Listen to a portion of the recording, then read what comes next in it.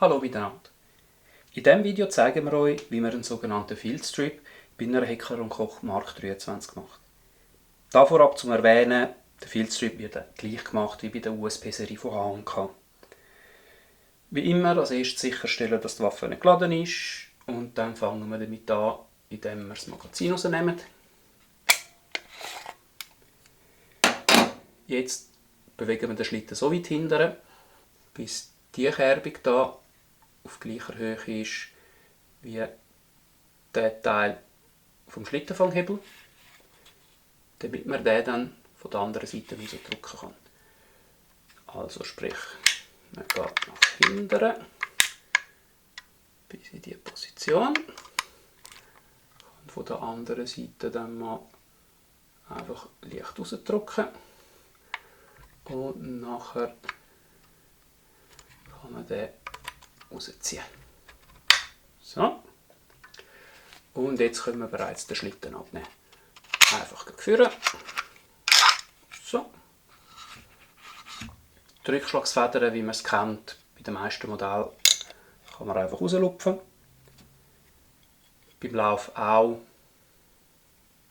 Schlitten kehren, leicht anlupfen, Lauf ein bisschen nach vorne bewegen, anwinkeln und rausziehen.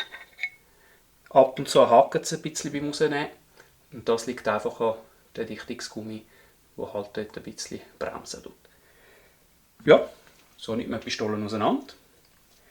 Um sie wieder zusammen zu machen, tut man natürlich zuerst den Lauf in den Schlitten einfädeln. Das halt auch, kann man sagen, wie gehabt. Anwinkeln, reindrücken und dann Position bringen. Bei den Rückschlagsfedern, ja, das der Vorderteil, das der Hinterteil. Der Teil mit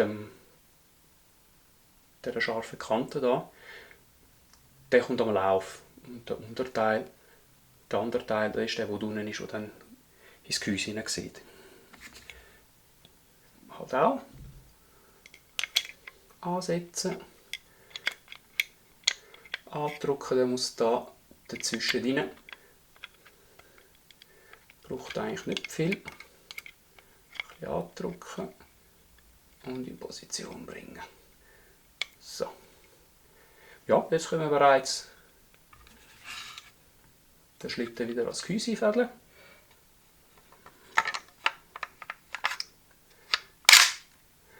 Wenn es harzen, dann würde es heißen, dass die Rückschlagsfeder nicht schön in Position ist. Dann müssen wir sie einfach wieder in Position bringen. Bei mir hat es jetzt gerade wunderbar beim ersten Mal geklappt. Dann noch sicherstellen, dass alles in der richtigen Position ist. Dann den Schlitten wieder so weit nach hinten ziehen, dass die Kerbung da in der richtigen Position ist. Und dann den Schlittenfanghebel einfach hineindrücken. Der geht ein bisschen streng, das ist ja so. Da braucht man einfach ein bisschen Kraft und man muss halt den richtigen Winkel haben, muss gerade gegen drücken, nicht abgeschrägt. Ja, wenn es dann drin ist, können wir den Schlitten wieder nach vorne bewegen. Am Schluss noch den Hammer entspannen. Und so ist sie wieder zusammengebaut. Vielen Dank fürs Schauen und bis zum nächsten Mal. Ciao zusammen.